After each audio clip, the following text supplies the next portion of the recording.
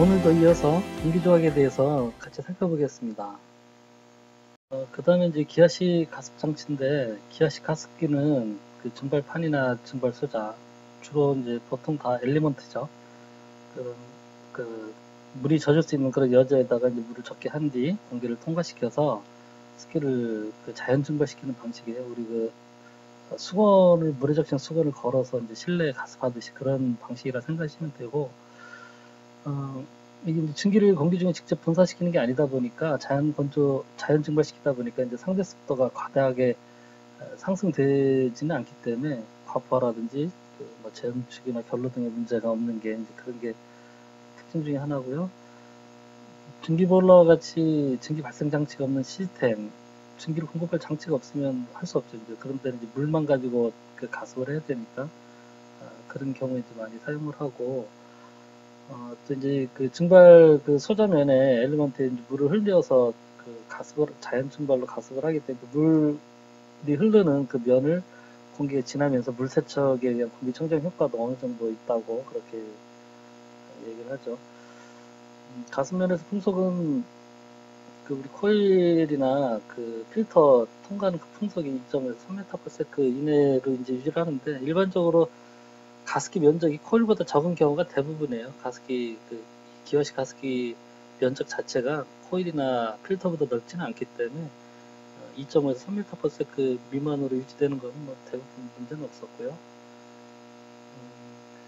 이제 풍량이 좀 적거나 또 온도가 낮을 때는 자연 증발이 잘 안 되기 때문에 증발량이 조금 부족해지는 그런 조금 문제들이 종종 생기는 경우가 있고요. 또 물을 이제 계속해서 흘려줘야 되기 때문에 그 물을 이제 예전에는 펌프를 달아서 재순환시키는 경우도 있긴 했는데 위생상 좋지 못하겠죠. 어쨌든 바닷가에 떨어진 물을 다시 펌프를 이용해서 이렇게 순환시키고 하면 위생적인 문제 때문에 대부분 이제 그 가습기 들어가는 부분에 이제 그 정유량별 15mm 배관이 연결되죠. 거기에 15mm 정유량별 조그만 걸 하나 써서 업체에서 얘기하는 이제 몇 RPM 정도 그렇게 해서 또 나중에 수동 밸브 가지고 이제 유량을 조절을 하긴 하지만, 어쨌든 자연 증발이 되지 않은 나머지 물들은 그냥 다 드레인으로 해서 드레인판 통해서 배출되기 때문에 급수 손실은 이제 좀 불가피한 측면이 있고요. 그래서 이제 밑에 드레인판에 항상 그 물들이 조금 잔류하게 되기 때문에 그 병원이라든지 클린룸, 뭐 청정원 재종정 등 이런 데서는 위생적인 문제라든지 그런 문제 때문에 기아식 가습기를 안 쓰고 다 대부분 증기식 가습기를 사용하고 있죠.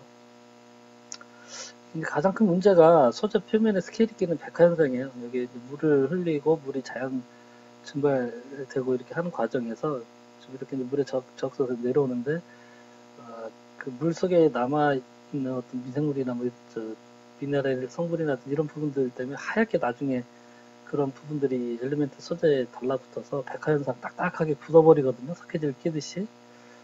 그래서 그게 주기적으로 이 부분을 이제 교체해주지 않으면 석회질이 끼면 물이 이 엘리멘트 소재에 잘 젖지를 않아요. 젖어야 되는데 밖에가 이제 딱딱하게 그 석회질 성분이 끼게 되면 그냥 그대로 물이 주르르 흘러버려서 기아식 가습기 본연의 그 성질이 조금 저감이 되기 때문에 그런 부분들이 큰 문제인데, 뭐 그렇습니다. 어쨌든 그래서 그렇고 이 외에 이제 회전식이나 모생안식, 적화식, 에어와셔식 뭐 여러 가지 몇 가지 타입도 이제 방식이 있다고 하는데, 대부분 일반적으로 이런 엘리먼트가 있는, 그래서 적셔서 내려오는 이게 이제 적화식이죠. 적화식이라고 하는데 이런 형태로 대부분 지금 사용하고 있고, 옛날에는 이렇게 이제 펌프가 있었어요. 여기 이제 밑에서 펌프에서 퍼올린 물을 양쪽으로 올려주고 위에 헤타처럼 돼 있죠. 그래서 물이 이렇게 쭉 적셔서 내려오면 밑에 드레인판에 물이 고이면 다시 펌프가 이렇게 퍼올리고 그랬는데, 초창기에는 그래도 요즘 것들은 제가 이렇게 펌프 붙어서 재순환 시키는 경우는 못 본 것 같아요. 우리나라 물값이 워낙 싸다 보니까 그냥 들어가는 부분에 정유량 밸브 하나 달고 정유량 밸브하고 수동 밸브 가지고 증발되는 상태나 물 드레인되는 상태를 봐서 좀 줄였다 늘렸다 이렇게 해가면서 보통 이제 남는 물은 버리는 형태로 그렇게 많이 쓰고 있는 것 같아요. 그 다음에 이제 분무식 가습 장치가 있는데, 우리 뭐 가정용으로도 많이 쓰고 있는 초음파 그 진동을 이용한 그런 그 가습장치 생각하면 되고요. 공조기에는 이런 그 초음파 진동을 이용한 그 분무식 가습장치를 사실은 이제 일반적인 건물에서 많이 사용하고 있지는 않고요. 드물게 사용하고 있죠. 뭐 이런 부분들보다는 어, 대부분 이제 노즐식으로 그 강한 그 수압과 그다음에 이제 공기 같은 경우를 이제 같이 섞어서 뿌리는 스프레이식이 좀 더 많이 볼 수 있죠. 그 이런 초음파식이나 원심식 이런 것보다는 이런 부분들이 이제 그 가습할 수 있는 양이 좀 용량이 좀 적기 때문에 공조기에 그 설치하는 사례들은 뭐 그렇게 많지는 않았던 것 같아요. 저도 공조기 초음식이나 원심식은 한 번도 설치는 안 해본 것 같고요. 스프레이식은 가습 용량이 워낙 많다든지 그 또 가습이 그렇게 아주 정밀하게 되거나 뭐 아주 품질이 좋게 이제 공기에 그 흡수가 돼서 100%그 이렇게 흡수돼야 되는 그런 정밀한 상황이 아닌 경우에는 이제 스프레이식으로 직접 공기 중에 물을 분사시키는 그런 방식들이 이제 공장 같은 경우 이런 데는 좀 적용되는 사례들이 있죠. 이렇게 이제 노즐 같은 걸 통해서 강하게 그 미세 분무들을 바로 직접 공기 중에 이렇게 하는 건데 이렇게 되면 이제 그 분사된 물방울들이 그 공기 중에 흡수가 되기 위해서 약간 거리가 좀 필요하겠죠. 그 뒤에 이제 횡까지 가습기하고 횡까지 그 사이에 거리가 조금 필요하다는 얘기고, 그래서 이게 공조기 장치 내부에 이제 내장되는 경우도 있지만 이 거리가 조금 필요하기 때문에 뭐 때에 따라서는 이제 그 공조기에서 나가서 가는 극히덕트 중간에 이렇게 설치하는 경우도 있고요. 반도체 같은 경우는 뭐 그 공조기 자체가 워낙 커서 대부분 빌트인 형태로 되다 보니까 뭐 이런 거리 나오는 경우도 있고, 또 극기 그 덕트 자체가 뭐 큰 파이프 샤프트처럼 되어 있는 경우들이 많아서 뭐 그런 경우에 이제 공장 같은 경우나 이런 경우 조금 되는 경우, 일반적인 건물에서는 이 스프레이 노즐식 가습기도 이렇게 사용 사례가 사실은 그렇게 좀 많지는 않은 것 같아요. 그 다음에 이제 공조기의 그 페어레스 장치인데요. 우리가 백열 횟수 장치라고도 하고 폐열 교환기라고도 이제 부르는데, 열교환하는 방식에 따라서 전열 교환기하고 현열 교환기 두 가지로 되어 있고요. 또 그 열교환하는 방식에 따라 그렇지만 이제 열교환기가 어떻게 운영되느냐에 따라서 이제 회전하는 그 회전식이고요. 이제 이거는 가동 부분이 있는 거죠. 고정식은 그냥 고정되어 있다는 거고요. 두 가지 타입 이렇게 크게 나눌 수 있고, 먼저 이제 전열교환기는 그 열교환 과정에서 그 현열뿐만 아니라 잠열의 교환까지도 그 이루어지게 되는 건데요. 그래서 이제 현열과 잠열 다 모두 된다 해서 이제 전열이고요. 이 전열교환기는 소재 자체가 이 잠열이 이제 수분을 동반하기 때문에 수분의 교환이 이루어질 수 있는, 습기가 통과하거나 흡수할 수 있는 그런 재질로 된 그런 열교환 소재를 사용해야 되는 거고요.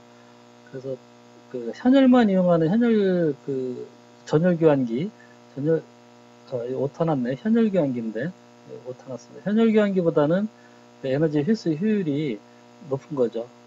이 현열 교환기보다 전열 교환기가 일단 이 장열까지도 회수할 수 있기 때문에 이제 열 효율이 좋은데, 대신에 이제 그 흡수에 이렇게 수분을 흡수하다 보니까 열관 소자 내부성이라든지 또 그 표면의 오염 같은 부분들, 이런 부분들이 좀 문제가 될 수 있는 부분들이 있고, 이제 현열 교환기는 수분이나 이런 부분들이 그 통과되지 않는 그런 재질로 이제 돼 있다고 생각하시면 되고, 소재가 그래서 주로 많이 쓰는 게 이제 알루미늄 바판이고 얇은 알루미늄 판이죠. 그런 걸 이용해서 이제 열교환하는 건데, 판형 열교환기처럼. 근데 뭐 알루미늄 바판 말고도 그 플라스틱 재질, 합성수지 재질로 뭐 PP나 PE나 이런 재질로 만들기도 하는데, 이제 공조기에 들어가는 큰 사이즈는 그 정압이 좀 높고 풍량도 크고 뭐 이러다 보니까 사이즈가 좀 커지고, 그래서 이제 그 합성수지 재질로는 안 만들고 거의 뭐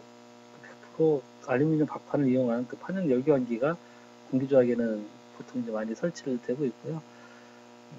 예전에는 이제 그 히트파이프를 좀 썼었는데, 이 히트파이프는 일단 열교환 성능이 판형보다는 전열면이 적어서 그 열기하는 효율이 좀 낮은 부분하고, 그다음에 이게 이제 냉방이냐 난방이냐에 따라서 이 각도를 좀 바꿔줘야 되거든요. 뭐 물론 이제 계절에 따라서 운전 모드에 따라서 한 번 정도만 해주면 되긴 하지만, 어쨌든 효율도 낮고 주기적으로 그걸 좀 교체를 세팅을 다시 해줘야 되는 그런 문제가 있어서, 판형 열교환기가 보급된 이후에는 이제 공조기에서 히트파이프는 거의 사용하지 않고요. 히트파이프는 뭐 우리 공조용으로 쓰는 데서는 보일러에 이제 그 급기 예열기 거기 말고는 뭐 이제 잘 보기는 어렵고요.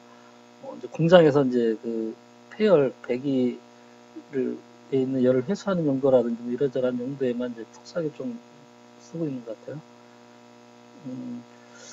이 폐열해수기 설치할 때 좀 주의해야 되는 사항은 겨울철에 그 외기하고 배기 간에 이제 열교환을 하면서 그 온도차에 의해서 이제 영하의 그 외기가 들어올 때 그 배기가 나가면서 그 결로라든지 결빙되는 사례들이 좀 있거든요. 결로는 뭐 흔하게 생기고, 그게 또 영하의 온도가 너무 차갑거나 이러면 아예 결로 생기면서 바로 얼어붙어서 판형 열기관기 자체 안에 이제 얼음이 생겨서 막히거나 뭐 부풀어 올라서 그 판형 열기관기 자체 파손되거나 뭐 이런 사례들이 있어서, 최소한의 예열 장치를 두는 경우도 좀 있어요. 최소한의 예열 장치라고 하면 이제 앞에다 전기 히터를 두는 거죠. 그래서 외기 온도가 너무 많이 떨어지든지라면 외기를 일단은 먼저 어느 정도 좀 살짝 예열을 해준 상태에서 그 열기관기 안으로 들어오도록 그렇게 하는 사례들이 있고요. 그래서 어쨌든 간에 이 공적에 설치되는 그 폐열교환기 하부에는 드레인판이나 결로수가 완전히 예방하기는 좀 어렵기 때문에 드레인판이라든지 배수 대책이 좀 필요합니다. 냉방이나 난방을 하는 본 시즌에는 이제 배기열을 회수를 해야 되기 때문에 저런 열 교환 폐열회수 장치가 이제 가동이 되지만, 환절기 같은 경우에 이제 엔탈피 운전을 한다든지 이런 경우, 또는 이제 그 폐열회수 장치 자체가 뭐 어떤 문제 때문에 고장이 나서 하는 경우에는 그 외기를 받아들이려면 이제 바이패스 시킬 수 있는 그런 별도의 그 바이패스 단파가 좀 있어야 돼요. 덕트라든지 아니면 공조기 자체의 그 유로를 그 열변기를 거치는 부분에 이제 전동 단파 달고, 또 엔탈피 운전할 때는 그 열변기를 거치지 않고 바로 돌아서 믹싱 참바 쪽으로 갈 수 있는, 믹싱 참바로 가거나 바로 배기로 버릴 수 있는 그런 바이패스 풍도하고 바이패스 단파가 좀 있어야. 좀 세부적으로 보면 이제 전열교환기, 보통 예전에는 초창기에는 회전식 전열교환기를 많이 썼죠. 뭐 요즘도 이제 간혹 쓰는 경우도 있긴 하지만, 뭐 요즘도 많이 쓰고는 있어요. 전열 교환기가 이제 현열 교환기보다 효율이 좋다 보니까. 그래서 이거 작동 원리는 이런 그 소재 자체가 열교환 소재 엘리먼트가 뭐 허니콤 재질이라고 해서 이제 그 공기가 통과할 수 있는 그런 허니콤 재질의 소자가 있고요. 이제 배기가 리턴이 들어와서 배기가 돼가는 부분이 있고, 파트가 있고, 이 엘리먼트 소재 자체에 이제 모터가 달려 있어요. 모터가 달려 있어서 전동 모터가 이 소자를 이렇게 돌려줍니다. 그러면 배기 되는 그 공기에서 이제 열과 수분을 흡수한 그 엘리먼트 소자가 이쪽 극히 파트로 이제 이렇게 도는 거죠. 계속 돌면서 돌 때 외기가 그 소자를 거치면서 그 소자가 갖고 있는 그 열 에너지나 습기나 이런 부분들을 통해서 이제 에너지를 얻어서 예열이 돼서 이제 극기팬으로 가는 거죠. 그래서 이렇게 이제 세워서 하는 경우보다는 보통 이제 우리가 수평형 공조기에서는 외기 들어오고 배기 들어오는 파트가 이제 위에 있다 보니까 이렇게 위에다가 얹어서 하는 그 부분들이 많고, 이렇게 하다 보니까 뒤에서 볼 판형 열기환기보다는 설치 공간은 좀 많이 좀 줄어드는 그런 이점은 있습니다. 뭐 나머지 내용들은 보시면은 이해되실 것 같고요. 이렇게 이제 위에 설치하는 경우도 있고요. 이게 이제 바이패스 단파죠. 엔탈피 운전 할 때를 고려해서 이제 바이패스 단파가 있는 거고, 이렇게 수평형으로 설치할 수도 있고요. 그럼 덕트를 물론 이제 배기를 이렇게 나가는 배기하고 이쪽에서 열교환기 통해서 나오는 배기가 이제 합쳐서 그릴로 이렇게 이제 가겠죠. 그다음에 이제 고정형 그 전열교환기는 그 판형 열교환기 사각형으로 생긴 판형 열교환기가 이제 대부분이에요. 그래서 여기도 보면 이제 열교환기 파트가 있고 그 옆에 바이패스 공간을 요즘은 보통 이제 많이 둬요. 초창기에 이게 조금 빠졌었는데 그래서 전체적인 공정이 포개서 일부는 열교환기 설치되고 일부는 바이패스가 설치되면서 이제 단파가 이쪽에 하나 있어야 되고 이쪽에 하나 있어야 되고 전동 단파가 이제 두 개가 붙겠죠. 외기 쪽에 배기도 마찬가지고요. 그래서 이제 예전에 뭐 특수펄프로 이용해서 그 만든 전열교환기는 공조기에서 저도 뭐 본 적은 있는데 제가 직접 해보지는 않고 대부분 이제 이거는 아파트에 쓰는 그 열교환 한계 설비 그쪽에는 대부분 거의 뭐 요즘은 그 특수펄프를 거의 사용하고 있는데 공조기에서는 좀 정압도 높고 그 풍속도 워낙 빠르고 뭐 이래서 공조기에서는 보통 이제 알루미늄 판 가지고 이제 많이 사용을 하고요. 이 부분에 대한 뭐 판형 열교환기에 대한 전열교환기에 대한 부분은 앞에 이제 환기 그 동영상 파트에 보면 이제 이 부분에 대한 설명이 있으니까 그 부분 참고하시면 될 것 같고요. 히트파이프 방식이 되는 거죠. 그 히트파이프 안에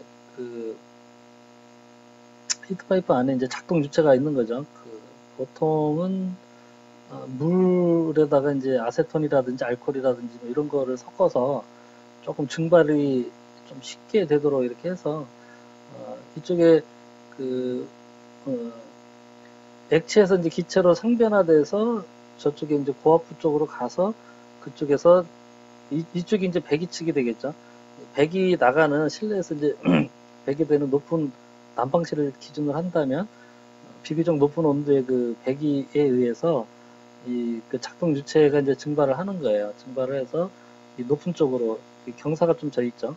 높은 쪽으로 이렇게 올라가게 되면 자연 대류 현상에 의해서 이제 올라가는 거죠. 그러면 높은 쪽에서는 이제 외기가 들어오는 거죠. 외기가 들어오면서 그 기화됐던 그런 안에 작동 유체가 다시 응축이 돼서 이제 밑으로 다시 이렇게 이쪽으로 흘러 내려오고 그럼 여기서 다시 또 배기되는 그 실내 고온의 배기에 의해서 기화되고 외기에 의해서 차가운 외기에 의해서 다시 응축이 되고 그러면서 차가운 외기는 이제 작동 유체를 응축시키면서 열 에너지를 얻어서 이제 공조기로 이렇게 가게 되는. 그래서 어쨌든 이거는 작동 유체가 증발했다가 다시 이쪽으로 흘러내려야 되기 때문에 각도를 이렇게 그 증발시키는 부분, 온도가 높은 쪽으로 이렇게 좀 그 경사를 줘야 되고요. 이게 이제 여름철, 겨울철에 따라서 반대가 되겠죠.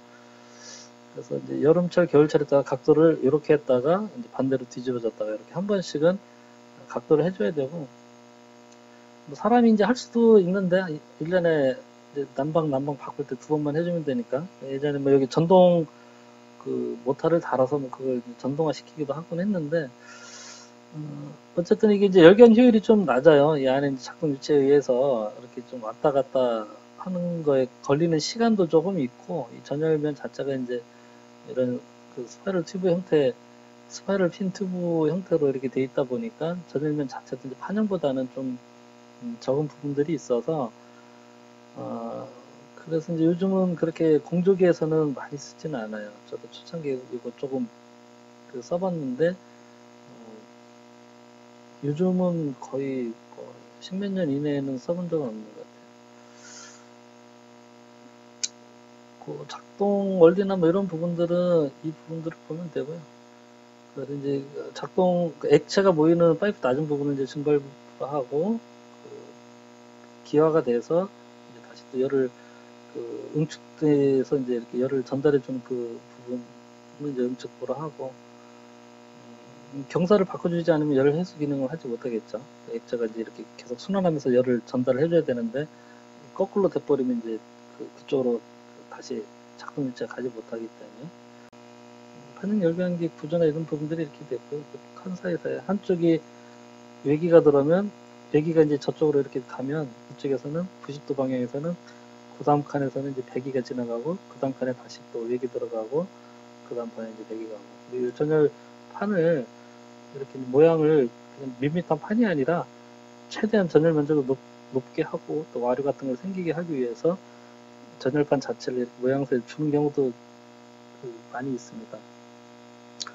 이 장점이 그 전열 교환기에 비해서 저는 뭐 공조기에서 가급적이 특별한 사유가 없으면 판형 열교환기를 좀 쓰는 게 좋지 않나라고 생각을 하는데, 일단 물 세척 가능한 게 가장 큰 장점이에요. 청소하기가 조금 쉽거든요. 위에서 물을 쭉 뿌려서 주기적으로 어쨌든 이 표면에 먼지 같은 게 이런 게 많이 끼겠죠. 요즘 황사라든지 미세먼지가 심하기 때문에. 어쨌든 간에 이제 장기적으로 그런 유지보수 문제를 생각을 하면 청소가 좀 돼야 되는데, 그런 부분에서는 이제 이게 좀 장점이 있죠. 이제 정압이 높거나 풍량이 많은 경우에도 자체적인 내구성들이 좀 좋아서 그렇게. 이제 공기조화기의 그 종류입니다. 공기조화기의 그 종류를 살펴보기 전에 공기조화기 그 사양 선정을 위해서 이제 부하 개선된 그 부하 개선서를 하나 제가 이제 좀 붙여놨는데, 이게 이제 앞전 현장에 있던 그 공기조화기 그 부하 개선서예요. 그래서 잠깐 그 내용을 보면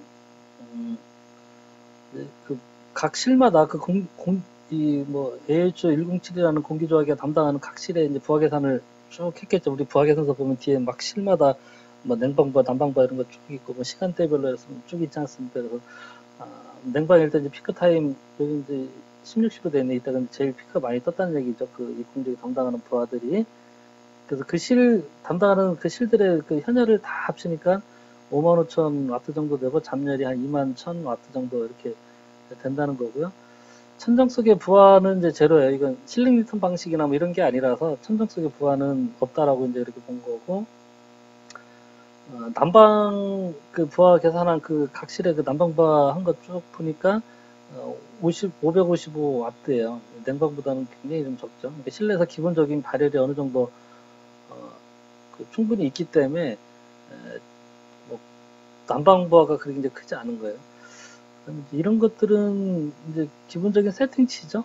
그래서 이걸 이제 이 공조기 자체가 지금 그 페어레스 장치가 부착되어 있는 공조기였어요. 서플라이 팬 있고 리턴 팬 있고, 여기 이제 믹싱 참바고, 그 리턴 팬에서 이제 백이 나가는 쪽에 그 사각 판형 열경기가 있던 그런 타입이고요. 그래서 실내에 갔다가 다시 이제 리턴 들어오고 그렇게 하는 건데, 그 냉방 때 풀링일 때 그 전열 교환기 현열 교환기의 효율이 45%였고, 난방 때는 70%였어요. 난방 때가 보통은 그 열병기 폐율 효율이 좋죠.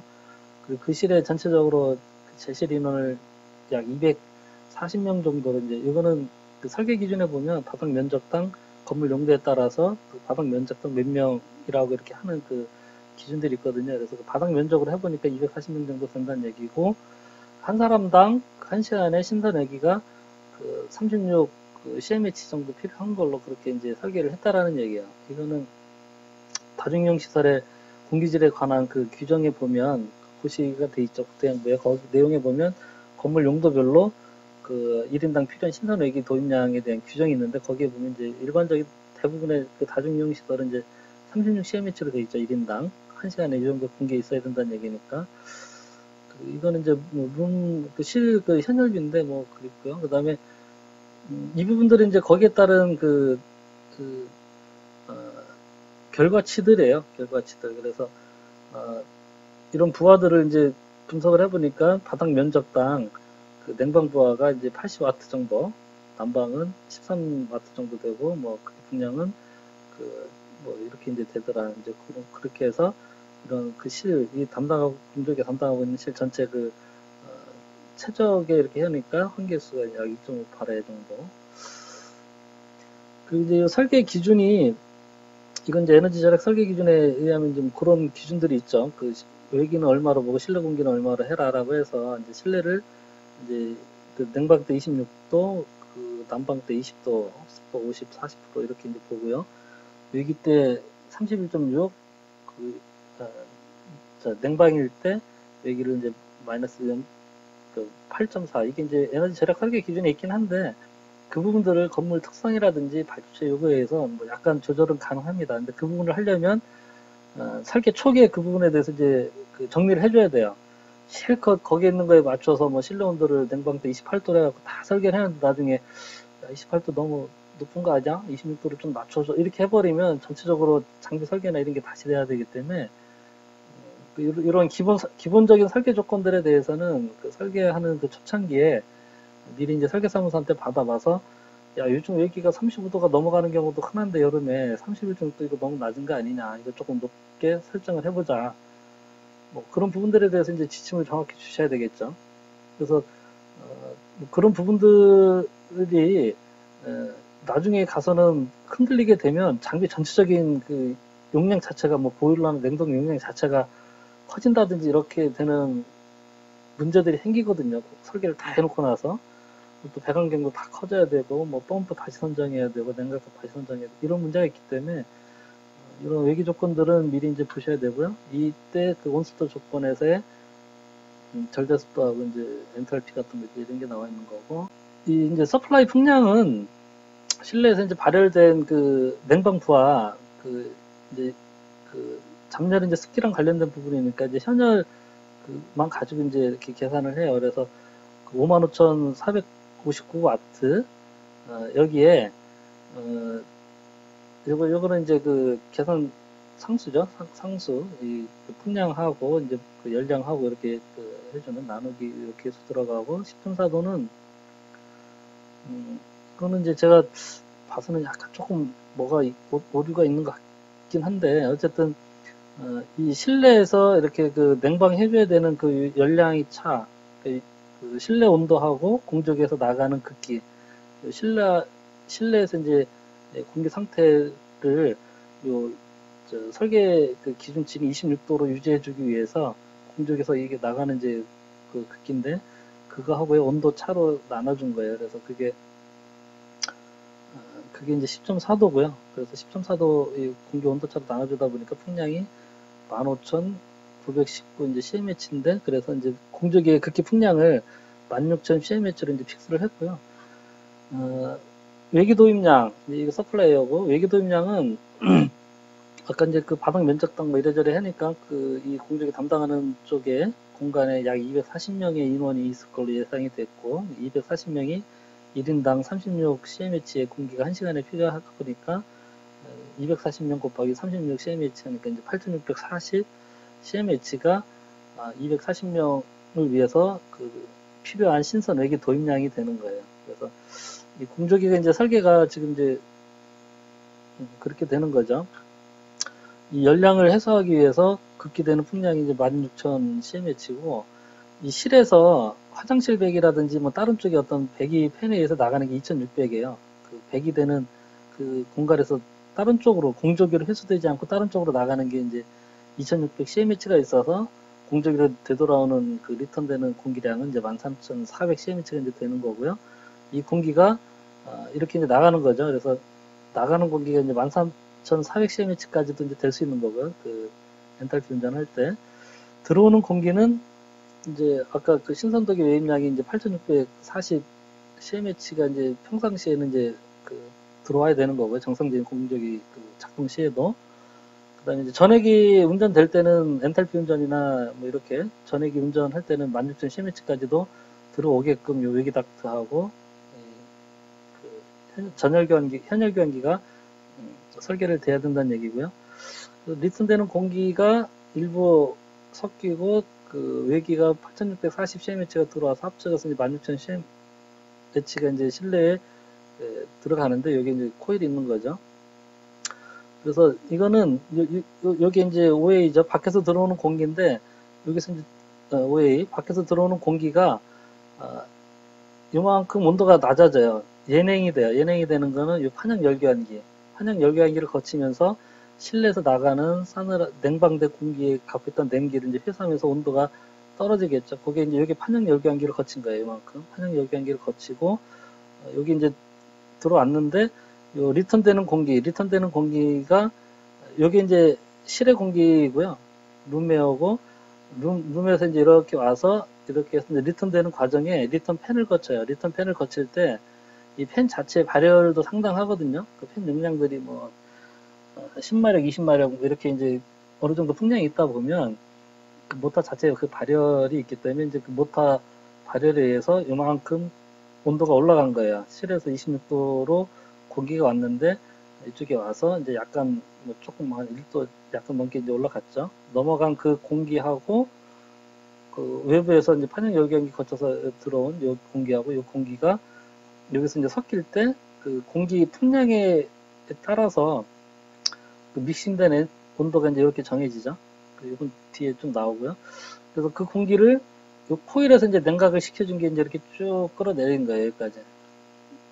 그래서 요 지점에 있을 때, 팬 앞에 있을 때의 냉각된 부분이 이제 여기죠. 거의 있을 점 가까이. 지금 보면 습도가 이제 40, 60, 80, 뭐 거의 90% 약간 안 되거나 90% 정도 내외 되는 그 정도 그 습도까지 이제 냉각이 이렇게 쭉 된 거고요. 그 다음에 이제 그게 서플라이 팬을 거치면서 약간 또 다시 온도가 좀 올라가요.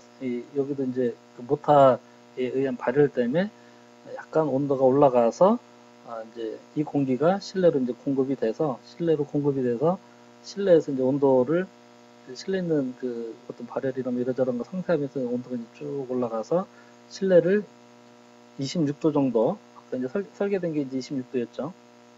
26도였죠. 그래서 26도 정도 유지하게끔 해서 이제 요 사이클로 해서 공조기가 순환되면서 계속 이렇게 이제 되는 거고요. 열량을 보면 냉방할 수 있는 코일의 그 용량을 보면 여기서부터 여기까지 이제 코일이 냉방을 시켜야 되는 거죠. 그래서 이때 엔탈피가 이제 60.93이고 이때 엔탈피가 36.35예요. 그래서 그 엔탈피 차이만큼의 엔탈피 차이에다가 이제 풍량에 이건 뭐 계산 그 상수죠. 그렇게 해서 약 10% 정도 여유를 본 거죠. 여유를 보니까 냉방 코일의 그 냉방 능력이 185,640W 이렇게 되는 거고요. 네, 난방은 좀 이따 따로 보겠습니다. 그래서 이제 185,640 요거를 이제 코일을 우리 코일에 들어가는 냉수 코일에 들어가는 그 냉수가 7도짜리 들어가서 12도 나오는 델타 T 5도로 운전되는 거였는데 이제 요거를 해보니까 냉수 유량으로는 이제 그 533 LPM의 냉수가 이제 필요한 거고요. 요거에 관련된 거는 앞에 이제 냉수나 공조 배관 쪽이라든지 맨 처음 이제 물질의 성질과 단위 뭐 그쪽 동영상에 보면 이제 내용이 나와 있을 거예요. 책의 앞에 부분을 살펴보시면 되고요. 일단 전체적인 컨셉은 저런 거고 여기가 이제 이쪽의 내용은 이제 공조기 팬에 대한 부분이에요. 그 팬을 이제 결정하는 그 계산인데 일단 이제 공조기 그 내부 그 기내 정압이라고 그러죠. 내부에서 걸리는 그 마찰 저항에 대한 부분에 대한 그 계산이 있고 공조기 그 외부에 대한 그 정압에 대한 검토 파트가 있어요. 그래서 기내 정압, 기외 정압이라고 하는데 어쨌든 공조기 일단 내부에 보면 그 냉온수 코일이 있겠죠. 이거는 뭐 실제 그 공조기마다 다 어떤 게 설치되어 있냐에 따라서 따지면 돼요. 그래서 냉온수 코일이 이제 여기는 설치되어 있는 그런 타입의 공조기라서 100파스칼 이제 여기서 걸린다고 계산을 한 거고 그래서 이제 배열의 횟수기 그 열교환 장치죠. 열교환 장치도 이제 어쨌든 공조기 안에 같이 이제 붙어 있는 장치니까 거기서 또 그 100파스칼이 그 걸린다고 보고 냉온수 코일 앞에 이제 프리필터하고 미디엄 필터가 있죠. 거기서도 이제 100하고 200파스칼 정도가 마찰 손실이 걸린다고 보고 그다음에 이제 믹싱 참바에서도 30 그 파스칼 그다음에 가습기에서도 약 40 정도 파스칼의 마찰 저항이 걸린다고 봐서 공조기 내부적으로 설치되어 있는 그 장치에서 발생되는 그 마찰 손실이 57 그 파스칼이에요. 이거는 이제 안전율이네요. 이거는 그 세이프티 팩터에서 안전율 10% 본 거예요. 그러니까 여기까지 다 합친 게 570 파스칼인 거예요. 570 파스칼에 10%에서 이제 57 파스칼의 여유를 더 둬서 기내 정압의 그 총 합은 627 파스칼이 된 거고요. 이제 기외 정압은 이제 덕트가 있어요. 그래서 서플라이 덕트는 이제 메타당 약 1파스칼의 마찰 저항이 생긴다고 이제 본 거고요. 리턴 덕트는 그 메타당 0.8파스칼의 마찰 저항이 걸린다고 봐요. 보통 이제 서플라이 쪽에 그 마찰 저항을 그 리턴 팬보다는 좀 많이 좀 봐주는데, 어쨌든 그래서 극기가 충분하게 되라는 그런 취지라고 이해하시면 돼요. 그래서 그 덕트 길이가 160m예요. 서플라이도 160m, 리턴도 160m로 본 건데, 그래서 이제 요거는 서플라이 펜, 요건 리턴 펜이에요. 그 서플라이 펜에서는 이제 덕트 길이가 160에다가 그 메타당 1파스칼이니까 160파스칼이 이제 극기 덕트에서 걸리는 거고요. 부속에서는 이거의 30%, 피트뉴에서는 덕트의 30%에서 48파스칼이 걸리는 걸로 그렇게 이제 계산을 한 거고, 뭐 터미널 유닛이나 뭐 예열 코일이나 이러저러한 것들은 이제 덕트 중에 이제 없는 거죠. 체크 안 된 거는 없다는 거고, 외기 루바에서 이제 외기 루바에서 공조기로 이제 극기가 들어와야 되니까, 외기가 들어와야 되니까 외기 루바에서 50파스칼, 그 다음에 이제 실내 쪽에서 디퓨저나 그릴이나 이런 추출구에서 30파스칼, 그 다음에 덕트 중간에 있는 볼륨 damper에서 약 50파스칼. 단파가 이제 몇 개 있겠지만, 어쨌든 뭐 이거는 가감은 가능하겠지만, 뭐 경험적으로, 성성적으로 이렇게 평균 잡아 보는 거죠. 일일이 뭐 다 세서 이렇게 하면 좋긴 하겠지만, 사실 설계할 때 뭐 이 단파 숫자까지 다 세기는 좀 어려우니까. 최소한 이제 또 화해 단파가 한 개 이상은 들어가겠죠. 그래서 화해 단파도 잡아놓은 거고요. 10파스칼 정도. 그 다음에 이제 소음기는 뭐 요즘 거의 공적에 다 달리니까, 소음기에서 약 50파스칼.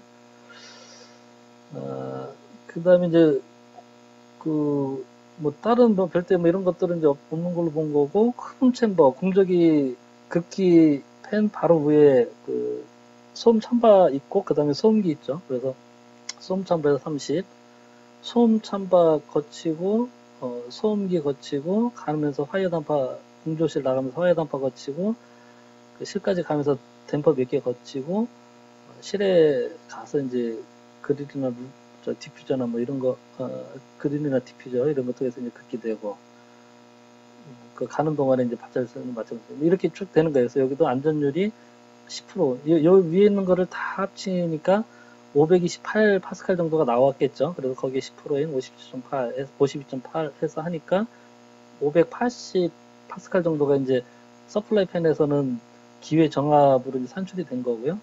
리턴 팬에서는 리턴 팬도 이제 똑같이 덕트 길이는 160에서 이거 이제 메타당 0.8 파스칼이니까 128 파스칼이 이제 덕트에서 걸리는 거고요. 그 다음에 부속에서는 128에 30%에서 38.8 파스칼. 요것도 이제 102 리턴 팬에서 이제 현역 유형 개쳐서 102 루바로 나가니까 102 루바에서 50 파스칼. 그다음 실내 쪽에서도 리턴 디퓨저가 있겠죠. 30 파스칼. 중간에 단파, 화해 단파. 리턴 쪽에서 이제 소음기 당연히 있죠. 소음 참바 있고 공조기 위에 보통 다 있죠. 만약에 뭐 소음 참바가 공조기 위에 없다 그러면 이런 부분들을 이제 빼시면 되는 거죠. 어쨌든 뭐 그리고 여기 이제 배열의 수기가 이거 제가 봤을 때는 좀 에러가 난 것 같아요. 계산하면서. 지금 이제 극기 같은 경우에는 아까 들어오면서 배열의 수기를 100 잡아줬거든요.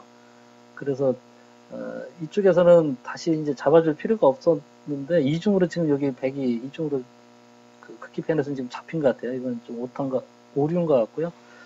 리턴은 어쨌든 간에 이제 외기가 들어와서, 리턴은 실내에서 들어온 공기가 이제 리턴 나가면서 배열 해수기 전열 교환기를 거쳐야 되기 때문에 리턴에서는 이제 100을 잡아주는 게 맞고요. 리턴 펜은 요 기회 정원만 가지고 펜을 선정을 해요. 그래서 여기도 이제 여기까지 쭉 합계가 486 파스칼이고 거기에 10% 안전율을 풍량을 더해주는 거죠. 그래서 리턴 펜은 535.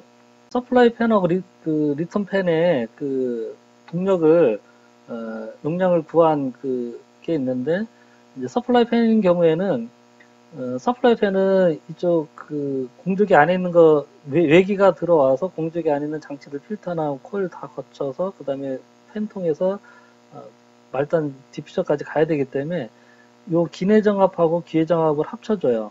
그래서 627 더하기 580 하면 이제 1208이거든요. 그래서 팬 구하는 공식은 송풍기 파트 쪽에 보면 이제 송풍기 동력 구하는 게 있죠. 풍량이 앞에서 이제 16,000 cm였죠. 그래서 풍량에다가 요 기내 정압과 기회정합 합친 거 정합을 곱해주고 이제 나누기 3600에 0.65는 그 이거는 이제 그 회내 그 효율 그 성품 교환 공식은 밑에 효율로 나눠주게 되어 있는데 극기펜은 그 정합이 높아서 에어포일펜을 쓰기 때문에 에어포일펜의 효율이 그 65%고요. 리턴펜은 이제 시로코펜으로 봐서 0.5 로 해서 이제 계산이 된 거예요. 그래서 그 효율로 이제 서플라이 펜은 0.65로 에어포일이라서 0.6으로 나눠주고 리턴펜은 시로코라서 0.5로 나눠주고 그 다음에 리턴펜에서는 이제 풍량이 아까 13,400이었죠. 13,400 그 CMH에다가 기회 정합 이제 리턴펜 쪽에 이렇게 쭉 리턴펜 이렇게 쭉 한 게 이제 535였죠. 정합을 곱해주고 나누기 3,600에다가 이제 효율해서 걷다가 안전율을 15% 정도 준 거죠. 서플라이 펜이나 리턴 펜이나 모타 동력에서 15% 정도를 더 준 거예요. 15내용이네요. 같은 내용이네요. 그래서 이제 펜 선정이 이렇게 된 거예요. 그 극기 펜은 그 에어포일 펜에 그 더블 석션 양쪽에서 양흡입 펜으로 해서 풍량은 16,000 CMH짜리 한 대고 정합이 1208파스칼이고 동력이 이제 9.5kW니까 모타에서 9.5보다 9.5kW를 이제 수용할 수 있는 모타가 이제 11kW죠. 11kW짜리 모타 하나를 이제 선정한 거고요. 리턴펜, 시로코펜에 더블 석션 이것도 양흡입 펜에 풍량은 13,400cmH, 정합이 535.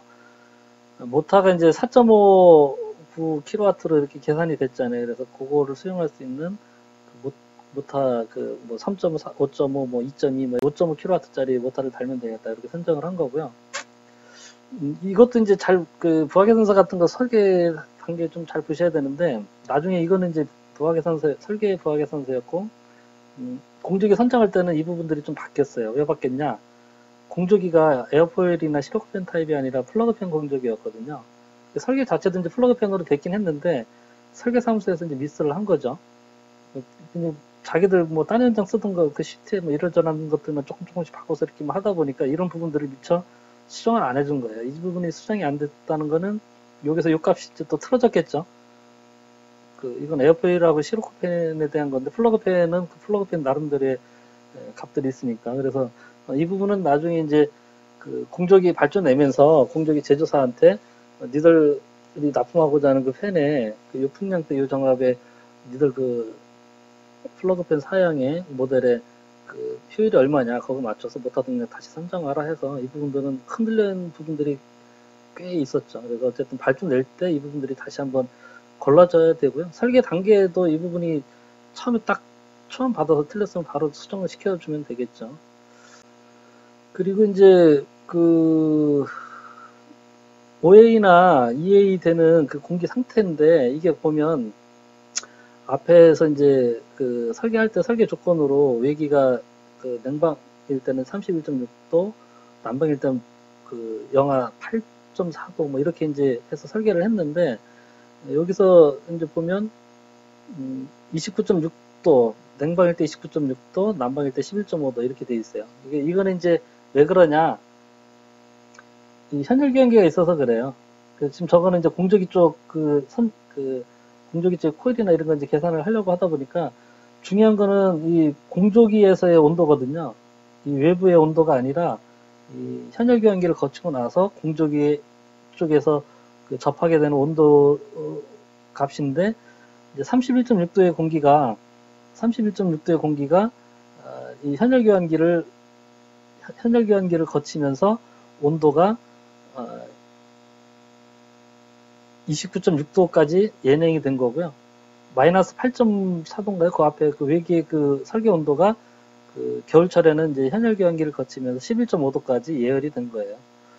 그러니까 여기 이제 31.6도였죠. 31.6도의 여기 30도니까 31.6도의 외기가 현열 기관기를 거치면서 29.6도로 이제 떨어졌다는 얘기죠.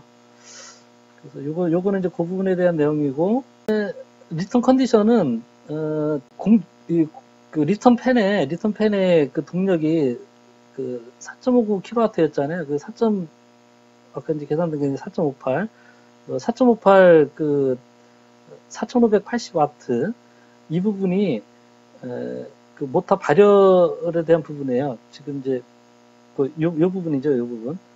그 26도의 실내 공기를 공조기로 다시 이제 리턴해 오는 과정에서 4580와트의 그 팬을 거치면서 이제 온도가 약간 상승하게 되는데, 리턴되는 풍량이 이제 13,400 cmh인데, 모터에 들어가는 소비 동력이 100% 다 발열로 된다라고 이제 그렇게 설계를 그냥 한 거예요. 뭐, 그 일부는 100% 다 발열되지는 않겠지만, 뭐 이제 최악의 조건을 가정해서 이 4,580이라는 그 모터 발열량을 풍량으로 나누고, 이건 또 이제 그 나눌 때 그 상수죠. 풍량하고 열량하고 이렇게 뭐 전환해주는 단위 환산 그 상수인데, 어쨌든 그렇게 해서 이런 부분들은 앞부분 좀 참조를 하시고요. 어쨌든 4,580의 그 모터 발열량을 그 리턴되는 풍량으로 지켜보니까 약 1.1도의 온도 상승이 되는 거예요. 1.02도가 나왔는데 약 1.1도의 상승.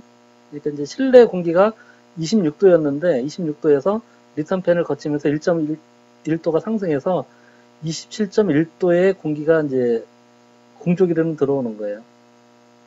26도였던 게 모터를 거치면서 1.1도가 상승을 해서 27.1도의 공기가 이 공조기 이 코일면 쪽으로 이제 그 믹싱 참파 쪽으로 오는 거죠. 믹싱 참파 쪽으로.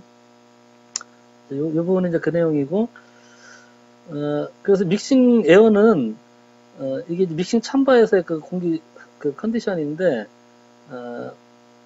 27.1도가 이제 실내에서 리턴돼서 리턴팬으로 해서 이제 들어오는 공기고요. 29.6도는 아까 그 현열 경계를 거치고 나서 들어오는 외기예요, 외기.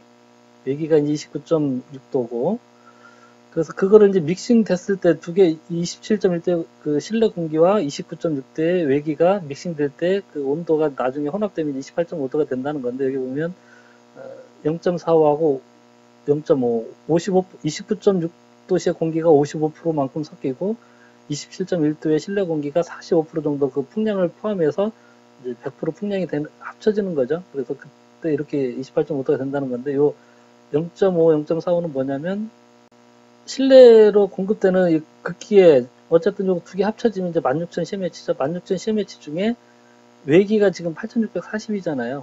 그래서 8,640 나누기 16,000 하면 55%가 돼요. 그 외기가 55%가 들어오고 실내 공기가 45%가 들어와서 이제 100% 16,000cm가 돼서 이제 코일하고 팬을 거쳐 실내로 간다는 얘기죠. 그래서 외기가 풍량 대비 외기가 8,640이니까 55%,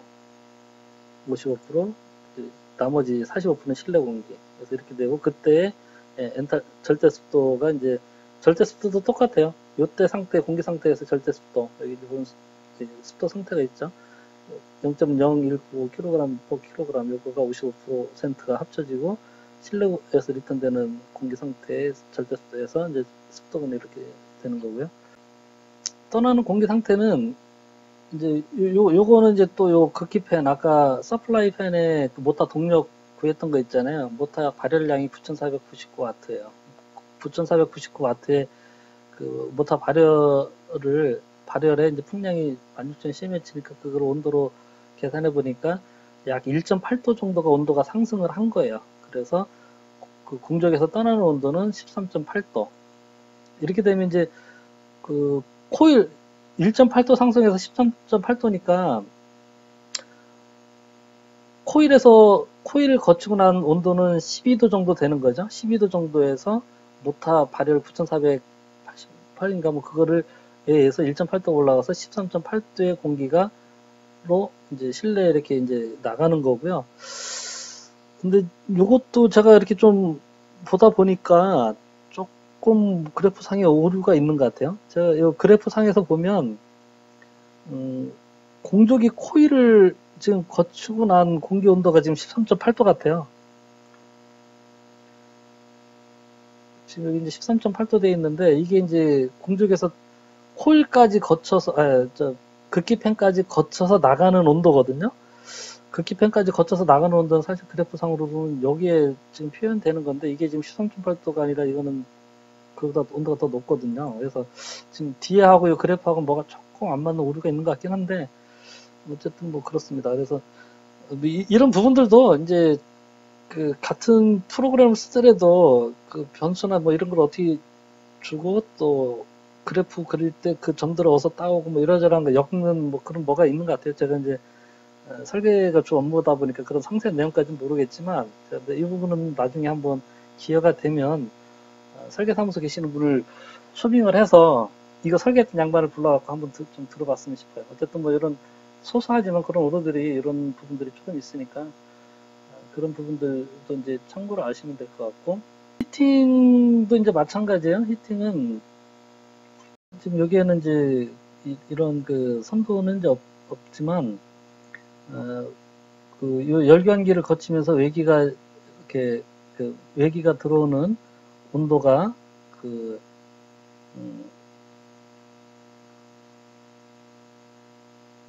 외기가 들어오는 온도가 이제 11.5도가 된 거고, 실내에서 그 들어오는 공기 20도에서 15.3도가 15.3도가 합쳐져서 이 믹싱 참버에서 코일 직전에 합쳐진 온도가 이제 15.3도라는 얘기고요. 그리고 그 다음에 이제 그 실내에서 아까 이제 부하, 그 난방 부하가 555와트가 있다고 그랬잖아요. 앞에 이제 계산된 거에 보면 실내에서 이제 각 실에서 쭉 해갖고 그 실에 20도를 유지하기 위해서 이제 난방을 해줘야 되는 그 필요한 열량이, 공적에서 더 난방을 해줘야 되는 게 이제 555와트가 있는 거고요. 그 555와트를 공적의 풍량으로 나눠서 해보니까 요게 이제 0.2도 정도 되는 거예요. 0.2도 정도 온도를 좀 올려야 되는 거죠. 실내 온도가 20도가 이제 설계인데, 그거보다 약 0.2도 높은 20.2도의 공기를 공적이 코일에서 이제 보내줘야 되는 거죠. 실내로. 그래서 이제 난방은 뭐 그렇게 같이 보시면 됩니다.